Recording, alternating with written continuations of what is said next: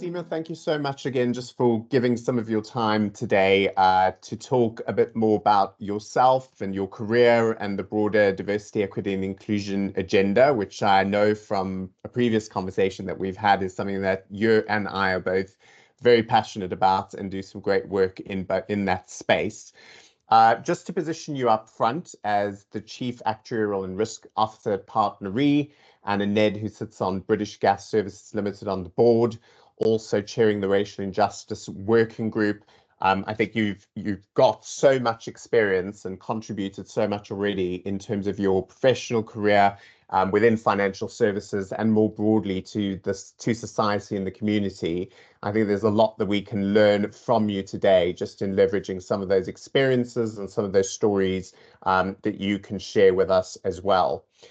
So welcome. I always like to start these conversations with a bit more of a narrative and a bit of storytelling, because I think we learn a lot from each other in really leaning into understanding our own journeys and our own means of navigating our life and our career. So wanted to kick off with giving you a platform up front and just asking you, how do you describe yourself as a person, and a bit of a high level overview of your career to kick us off?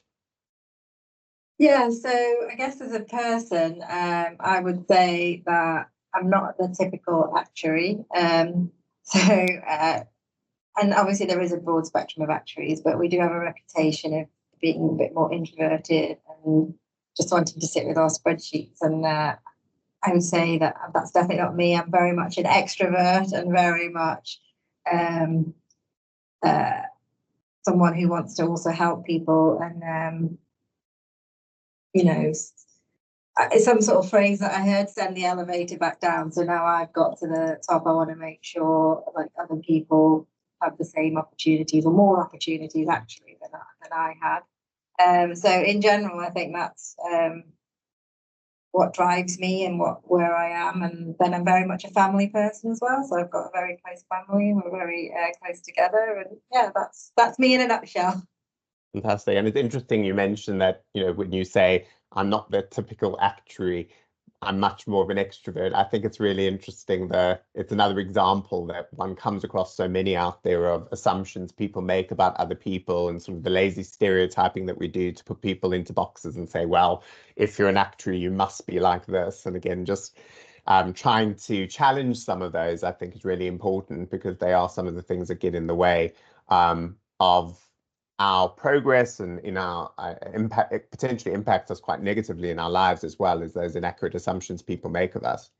Yeah, because you get put in a box, right? So just from the job you do, and like I said, there's a broad spectrum of actuaries. And there are some that are introverted, and then there's every spectrum, just like there is of everybody in society. Absolutely. And I'm talking about some of those things that get in the way and potentially have a negative impact on us. I always believe that we do have the power of choice when it comes to whether we allow some of those headwinds to hold us back or slow us down, or not allow us to be the best versions of ourselves in our life and our career. But there's also the choice to say, actually, I'm not going to let that get in the way, and I'm going to work very intentionally to overcome some of those obstacles and headwinds and be the best version I can be and progress to the level that I believe is more reflective of my full potential. And on that basis, when you look at your career, when you look at your life, are there some headwinds that really stand out for you that you've faced? And could you give us some examples of how you've overcome some of those? Yeah, so to be honest, I've had a lot of headwinds from very young age. So where I grew up in Stoke-on-Trent, it was quite racist. And that's quite difficult as a young child, and you're putting up with being followed from school with stones thrown at you, being spat on,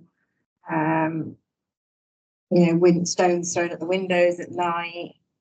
And so you do grow up with a bit of a fear, I guess, of other people and around you. And so that's, I guess, one of the first headwinds you have to get over. And I guess that just in some ways made me stronger and made me just want to push back against it. And I'm not going to put up with this, and I'm not going to get scared, and I know I was really young then, but it kind of shapes you, those experiences. And that, you know, continued really quite a long period of time. And also it was very difficult to make friends and have relationships in those areas as well, because a lot of the parents didn't want their children to be friends with an Indian girl. So you were kind of very isolated. So you learn to like stand on your own and be strong enough to manage on your own. So I think that's one thing that came from it. I guess the second headwind on that whole cultural background, I think it is really important. So coming from the Indian culture, and particularly born in the 70s, it was still quite a traditional culture. And it was very patriarchal, for at least in our branches of the family. So, you know, we would have dinner at home and we would all eat after the men, and we would be cleaning up and we would be in the kitchen.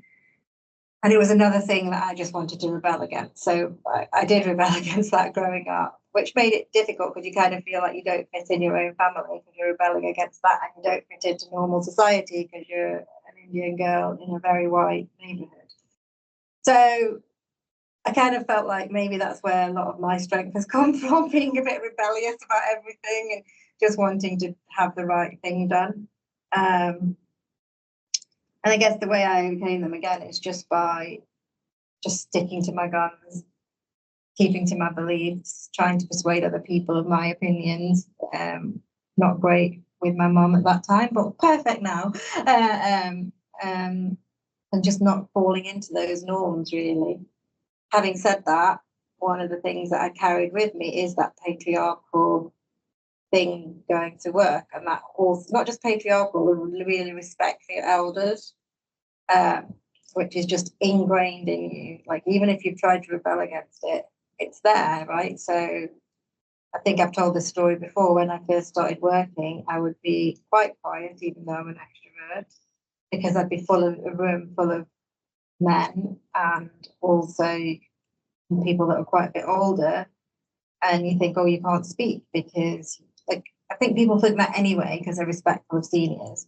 But for me, there was that extra layer of, well, you know, I've been brought up like this is how I should behave. And I would find myself thinking that I should be serving the coffee, which I've told that story before as well, because that's what the girls do, right? They get up and they serve the coffee, and you're the only girl in the room, so you're the one who has to go and do it. And then I was like having to force myself to stop myself with those habits and really work against those cultural beliefs. And I think some of it, I think you need to work against, right? The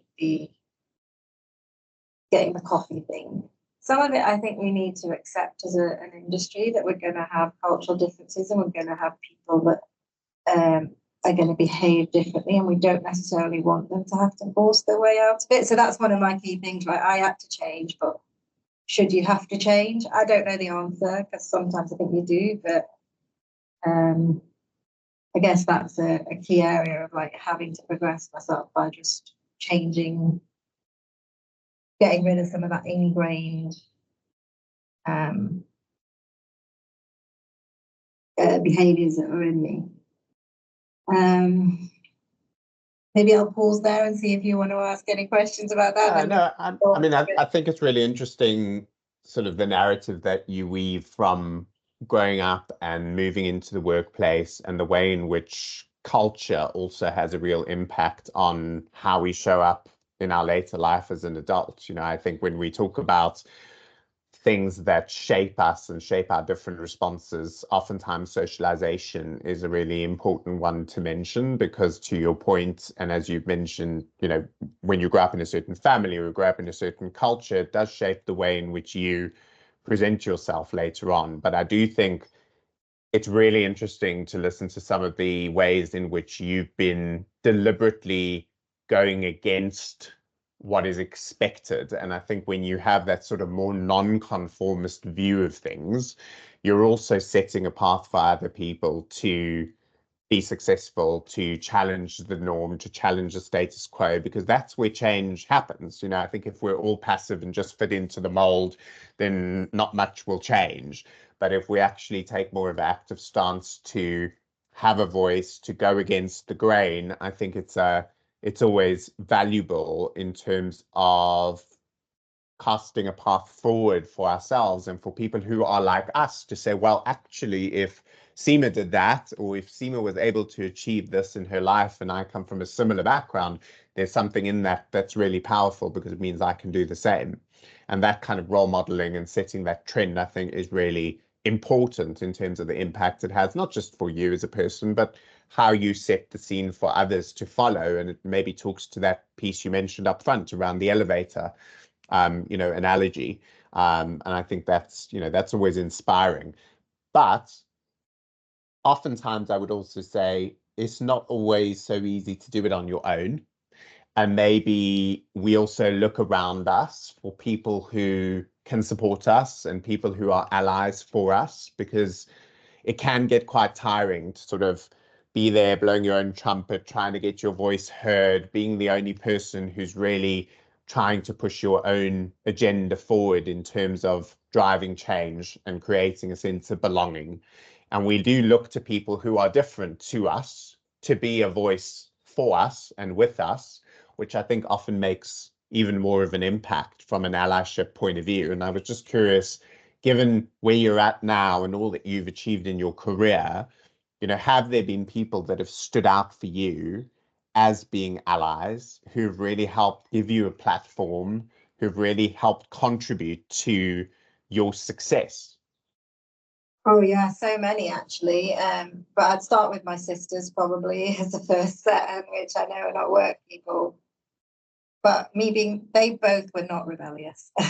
And they were both, they were rebellious in a quiet way, I guess. Like one's a doctor and one's a physicist. And they went on, and they're both older, so they went off and did fabulous careers as well.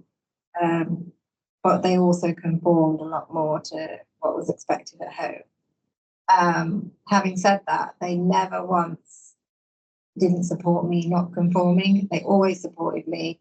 They always stood up for me into relatives that were saying, oh, what is she doing? And so they've just been the biggest supporters and fans and allies to get me through most of my career as well. Having said that, there's obviously career people as well. One of my best friends now, actually, but she was one of my first bosses. She was always amazing at supporting me and got me the platform very early on in one of my first jobs. And got me seen by the CEOs very early on. And I was lucky, actually, both of those CEOs that we had a joint CEO, really valued people that spoke out rather than people that stayed under the radar and just did their job. So that gave me a lot of confidence in what I was doing. A lot of good allies at EY as well. The lead partner there was a very good ally for me. He really developed me, gave me honest feedback about what I needed to do better. So it wasn't all like sunshine and light, I definitely had some setbacks at EY because I hadn't been trained there, and it took me a little while to get in and sort out how I fitted in, but that went really well. And he was a very supportive partner. Was not scared of giving honest feedback, but also supporting you to get the development done. And then loads of the ELT at Catlin. So Catlin was one of the best places I've ever worked. And it was a funny place in some ways because you felt like it was very old school and Lloyd's and London Market, but it actually isn't when you get in there, because they did all have nicknames for each other and that whole friendly, we're all boys together type thing. But actually when you got in there, it was just not like that at all. Yes, they had those names, and yes, you never felt excluded. You always felt like really supported by the ELT. And even to this day, those people are some of my mentors that I speak to on a regular basis. Could you give us some examples maybe of what they did or how they created that sense of belonging and inclusion, where you really felt that it was sort of a great example of allyship in action?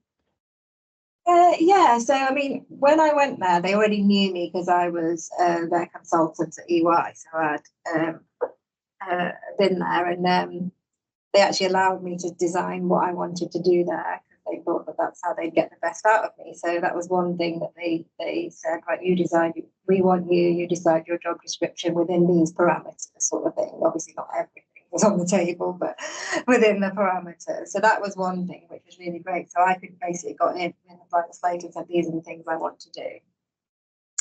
And there was actually quite a lot of difficult situations at the beginning where I was trying to sort out some of the performance in the team. But to be honest, they'd left for a long, long period of time. And these people were like really embedded in the company as real personalities, but they weren't performing. And the Catlin team were very supportive of me dealing with that situation early on.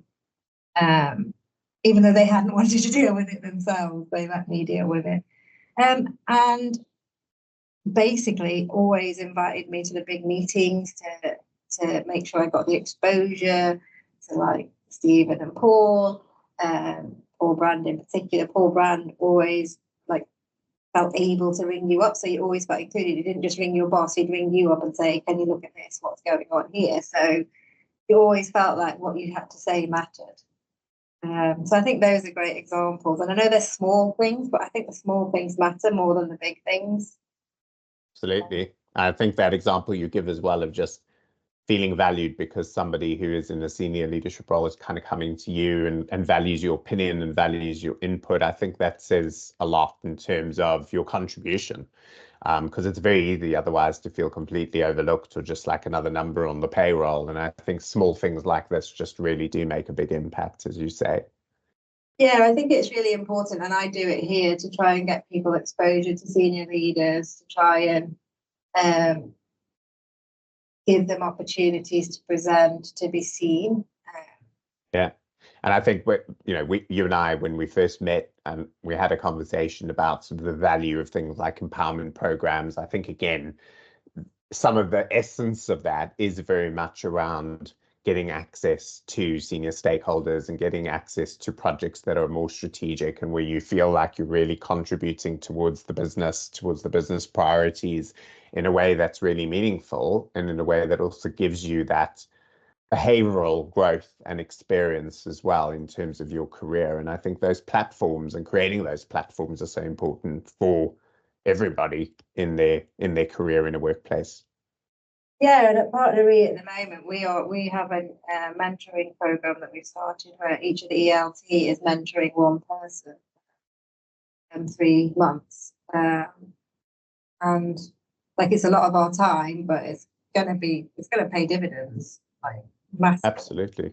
Yeah, absolutely. I think, any of those initiatives are just so valuable. And the fact that it can also be quite reciprocal, I think, is always interesting, is that it's not always a one-way street, right? Because generationally you learn from each other and you learn about differences. And I think just finding mechanisms to be really intentional about being curious is incredibly important. It kind of also breaks the hierarchy, if there is one, and creates a bit more egalitarianism around, we can both learn from each other, and we both feel a sense of humility that we don't know everything and we can contribute 2 ways. Exactly. I totally agree. I mean, you spoke earlier about a couple of pretty hard-hitting examples of the reality of growing up in the time that you did and some of what you unfortunately had to experience in your youth and things that you've had to navigate in your career as some of those headwinds. Do you think there would be any tailwinds that you've experienced that you'd want to highlight for us that maybe helped you progress in your career that you leveraged? I always say I think I'm really lucky that I'm really clever. Sounds big-headed. I'm trying not to be big-headed, but I'm really lucky that I'm really clever and also can articulate myself really clearly, because I think that has given me a good tailwind to progress in my career. Those 2 things seem to overcome some of the inherent bias that you do see in the industry. So I think I'm really lucky just with my sort of natural talents, I guess. I think that the tailwinds that helped me. I think the allies along the way, right? I think just so many good people around. It's so funny, I think, that our industry does still have this difficulty with diversity and inclusion, because the amount of people that I meet that I think are amazing don't have those attitudes, then I'm like, who are these people that do have these attitudes, and why is it not changing? You know, like the people I've worked with have generally been very supportive of like helping you through your career and meeting up with you and talking to you. And I've been very lucky in having that support as I've been going through my career. I think that's a big tailwind. I think some of it's just that grit. Grit is so important. And I know people use the word a lot, but it is just so important, because you're going to get the knockbacks, and I've definitely had them. And you can either decide to, you sort of said it earlier at the beginning, where what you have to just decide you're going to overcome it. You can either decide to run away from it or stick it out and like fight. And I guess my natural style mostly is to stick it out and fight. And so I've got that grit. But having said that, you have to do what's right for you, and sometimes that isn't the right answer. Sometimes you need to get away. But I think it's just, but even that takes determination and grit, right? To just leave somewhere and decide it's not for you. So absolutely.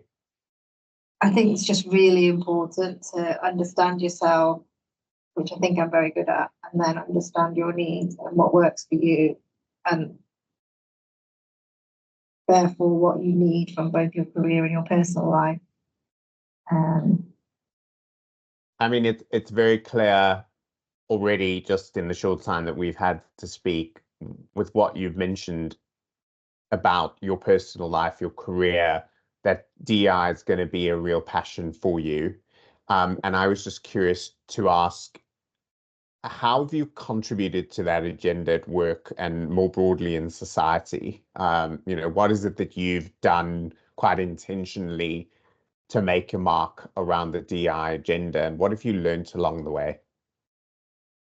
Yeah, so you mentioned it earlier. So I run the Racial Justice Working Group for the ISC. That is a forum which is a safe space for women of ethnic minorities, so like the intersectionality. So one of the things that I think gets missed in the DE&I world is that you have, you know, obviously the women part, getting women into senior positions, etc., and the ethnic minority part. But actually, I'm going to say it's the worst of, but it's not the worst of really, because I'm very happy with who I am. But that intersectionality is another layer of difficulty. So when you look at the sort of difficulties as you go through, you obviously have women, then ethnic minorities, then women ethnic minorities, men ethnic minorities, and then women ethnic minorities. So that is the sort of order of play in terms of diversity. So for me, I wanted to make sure that I could help others, basically, to get to the bigger careers, if that's what they want. Not everyone wants it, and that's fine, but if that's what they want. But that's not just, to me, that's not just related to those factors, right? So one of the things I'm really passionate about is socioeconomic status as well. And that can be anyone, white men, anyone. In fact, I'm very worried about the progress of white boys in school.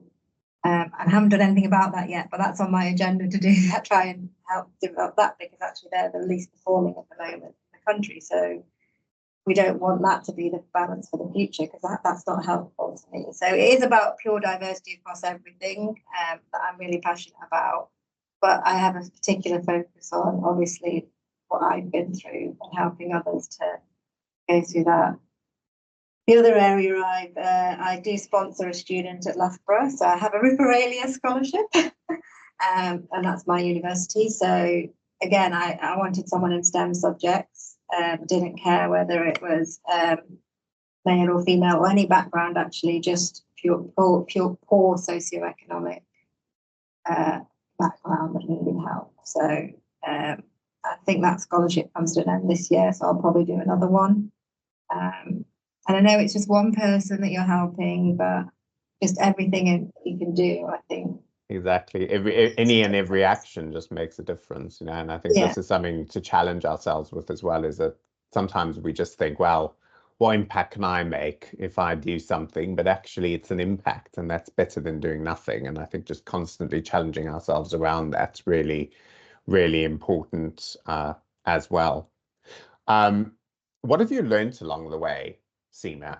What are some of the kind of key lessons that you'd say, gosh, that was really, you know, interesting for me, or something I really take away? I mean, it struck me just now when you were talking about white boys in schools, how again it's so important to remind ourselves to subscribe to the notion of inclusion for all, and not to kind of tip the scale one way or the other, because it just creates different challenges and different problems for us. And I think it's hard sometimes to be mindful of that, but I think there's huge value in doing that. You know, that was really interesting in what you said there. But what else have you learned along the way? Oh gosh, so much stuff. For me, the real lesson I learned, and it took me a while, is to just be myself, be very authentic, just be myself, and not try and put this persona on, an image type thing. And one of the reasons why I learned that was someone gave me some advice once that said, well, actually, just imagine that some people come into work and they're just themselves. There's no energy put on to putting this persona on. So they achieve so much more because all their energy is focused on this, whereas some of your energy is focused on having this persona. So that was a great lesson for me. And you know what? I'm so much happier the more authentic I am. So I think that having that is one of the most important lessons I learned. Definitely speaking up along the way and not being a wallflower. You know, that has its disadvantages as a woman, because sometimes people say that you're aggressive because you've got a voice at the table. So you do have that negativity. But, you know, just trying to ignore that noise around you that's not real, and just take the real lessons with you as you go. I think for me, like I said, having that resilience along the way has been a real lesson. When I had a knockback at Ernst & Young, you know, I really did just want to run away. So I was just like, well, they're not treating me fairly, this is right. And whether they did or didn't, it doesn't really matter right now, but it was how we all dealt with it afterwards. Having those honest conversations and working out how we dealt with it, and me not running away, actually made my career there much stronger. And then hearing from me as well made my career much stronger. So, you know, you can get over those adverse periods and turn it around. Out of interest, what was at play in that context that allowed you to have some of those honest conversations? Because when I've worked with a lot of professionals through coaching or through leadership development work, I often always hear from people, you know, we just don't feel like we can say that, or we just don't feel like we can have that conversation because there isn't that psychological safety in place to allow for that. And we know that if we say the wrong thing or we step out of line, it almost is, you know, fear of recourse that's going to have an implication for us in terms of holding us back, or our job security, or our career progression.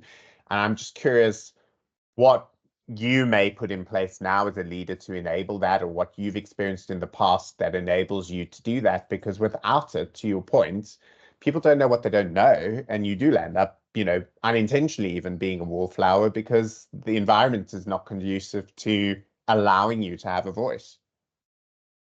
Yeah, so I mean, I'll answer it in two parts. So in that environment, I think maybe it's my own naivety, but I guess I always thought that what's the worst that can happen? I have to leave and go get another job. So, like,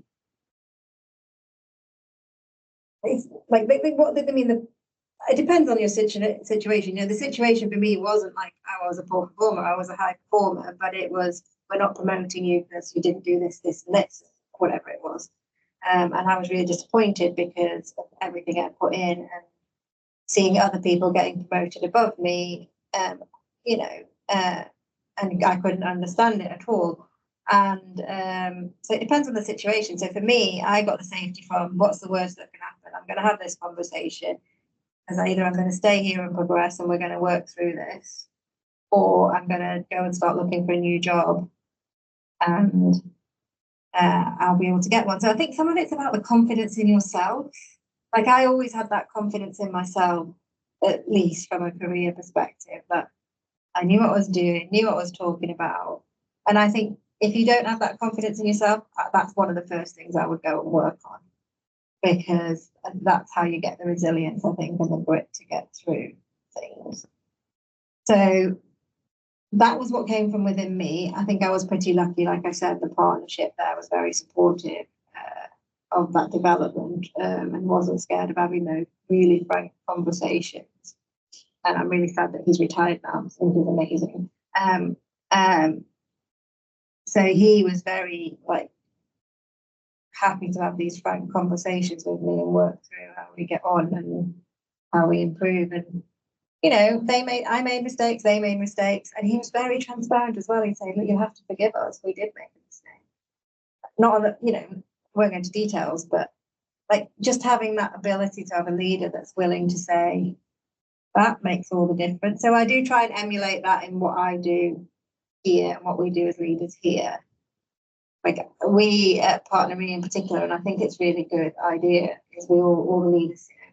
So we're all there, we're on a show, you can get to us, we're not hidden in an office. So I think that helps, just even as a starter, to create that banter and workplace transparency.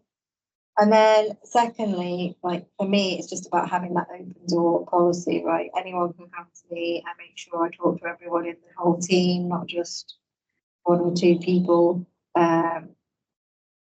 Make sure I'm approachable. People can feel they can reach out and just have a chat. And having that sort of environment, I think, creates that safe space.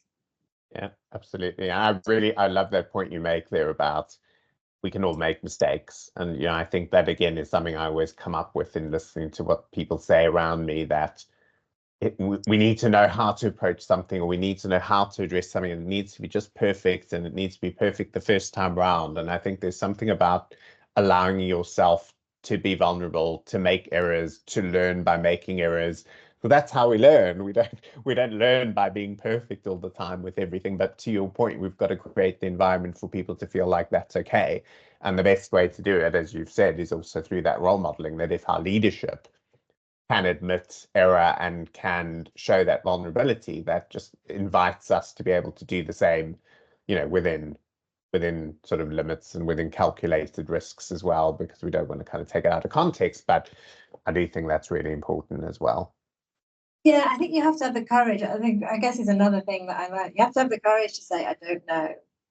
It doesn't matter. Like, you don't have to know everything. You don't have, like, I'll give you an example even from yesterday. I was in the meeting with the CEO and the president of PartnerRe, and I was talking to some numbers, and I hadn't looked at every single number. My team had done the work, and they weren't in the meeting, but I hadn't looked at every single number, and they were asking me some questions about what's driving this, and I'd be like, well, actually, I don't know. I didn't look at that. I'll have to get back to you. I didn't sit there and feel, oh my gosh, I'm with my CEO and president, and I don't know something. I was just like, I can't do everything, so I'll come back to you, and having the guts to say that instead of trying to, like, work my way through it. I know it's easier at where I am now, but it's the same at every level, I think. Definitely. And again, you know, I think always better to go find out, come back, because otherwise it just acts in a way that doesn't really support your own credibility. You can lose a lot of ground by kind of talking yourself into a corner, right? Exactly. Yeah. You've had a lot of experience in your career in different organizations, and currently working as well within financial services. What in your view, from what you observe, especially in the current context, do you think are some of the challenges around the DEI agenda within financial services? Because every sector is going to have different levels of maturity, different challenges that they need to address. What are some of the ones that you think stand out within financial services around DEI? I think still, for me, it's the recruitment strategy, which tends to focus on bringing your friends or people you've worked with before on board. So that is still a big challenge. And it's getting people outside of that mindset to say, well, we need to look broader than that. So I think that's one big thing. And I think the headhunters have a big role to play in that space to make sure that we're looking broader. And I think the second thing is thinking about proper transferable skills, because we tend to be very narrow in you're an actuary, all you can do is be an actuary. Mm-hmm. And I'm like, well, that's not true, right? Like, I know a lot of underwriting, I know a lot of operations, like there's a broad spectrum of things that I've covered in different ways. And if we really want to make a difference in that D&I space at the top levels, you've got to be willing to move people around and give different people opportunities and not just stick. So take a bit more of a, in their mind, they're taking a risk, but it's a calculated risk, right? It's not just like aren't we in the insurance business? We take risks all the time.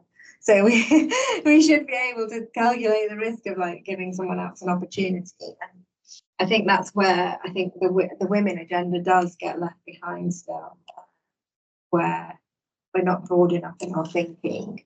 And I still think there's that inherent bias where we will take a risk on a man, but not on a woman. So it's how do we get that to change? And it's really tough because you're changing people's mindsets that have been ingrained for so many years. I think it will change, but I think the pace of change is very slow. And we need to be more intentional about it. And this isn't about getting a job you don't deserve because you're a woman, right? So you deserve. It's not about that. Just because I'm a woman, I should get a job. It's because no one wants that. I don't know any woman who doesn't want to get a job, like wants to get a job on their own merit. But with the not the deck stacked against you, which is currently how it is oftentimes. I mean, I do see progress, so it's not that I don't think there is progress, and I think it's good that we continue to talk about these things. But it's about the actions. We need more actions. I think we need more. And people don't like targets, but I'm actually a fan of them because I think that it means that you actually do something. I'd rather have a target and miss it because I haven't found the right people than not have a target at all and then I'm not even explaining why I missed it.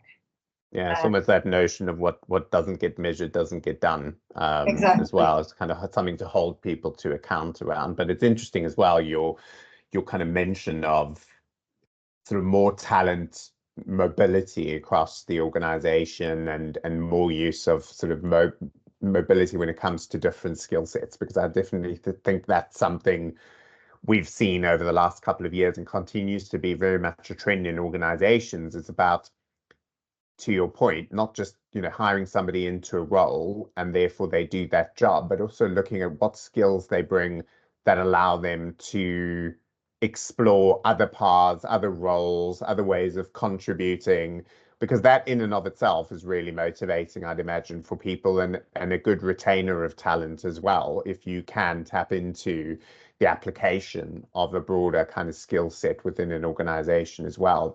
But oftentimes, again, all of what you've said, I don't disagree with. I think it's sort of spot on in terms of what we're seeing in the market, but showing people that it works and having a business case and having a proof of concept, I think is often, where you can unlock some of that and make it a little bit more day to day as opposed to just sort of one pocket of excellence.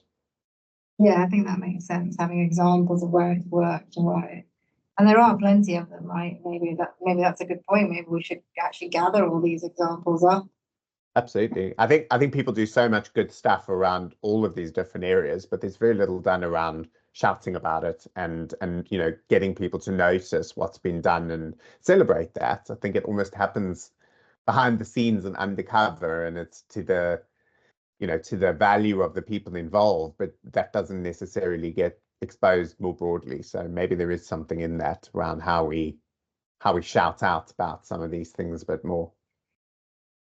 Yeah, Sima, and yeah, sorry, one more no, go thing. ahead. I do think there is something about not disenfranchising the white men in the organisation. And I know it's really hard because I think people feel like, okay, we're focusing on women and DE&I, and what's really good is on the mentorship program. Actually, I was given a white man as my ELT mentee, and I'm really happy about that, because for me, it's not about, like, I really like seeing people develop, but it's not necessarily just has to be a woman or an man.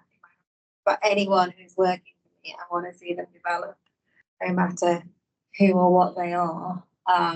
It's just, for me, it's also about giving everyone the same, like, the right opportunities. And I think if we can think like that, if everyone could think like that, and I'm not saying I'm right about everything, because I know I'm not, then I think it would be really just a helpful step forward. Yeah, I mean, I totally agree with you, and I do think sometimes it's also about the way in which the DI agenda is positioned and mindsets as well. You know, oftentimes, again, speaking to different individuals, it's about saying, as a white man, this is not a threat to me. This is not about a minus. It's not about losing power or losing status. It's about, if I've got access to so many great opportunities, how am I working as a catalyst for change? How am I working as an ally to create opportunities for underrepresented talent or people who've been less fortunate than me? Because that's the way in which I contribute to the agenda. And it's about being part of the solution as opposed to necessarily seeing oneself as part of a problem, which is definitely not, you know, the right way to go. So I'm completely support that as well. You've had a lot of experience as well on the board as a NED. Of course, you work on ExCos. Do you feel that any of the challenges that you highlighted there in response to my previous question are different at a board or ExCo level? Do you think there are some challenges that are very specific to either group, or do you feel that these are quite universal and they apply across the piece? I think they apply across the piece, because if you can't get to the ExCo level, you'll never get to the board level. And so for me, it's all the challenges underneath that help you to get to those levels that then mean you can help change the agenda a bit as well, to be honest. I don't really see, like, I guess the different challenges from an ExCo and board level are more from your role on that, like, to then be the catalyst for change, than it is about the challenges to get on these things. Yeah, absolutely.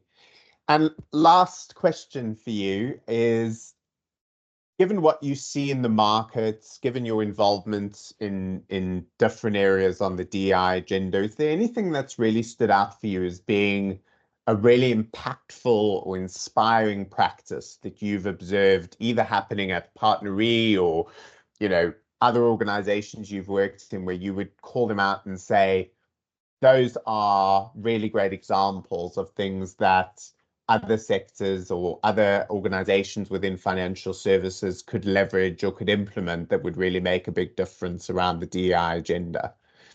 Anything at all that's leading edge or really For me, different? I think Zurich are quite up there as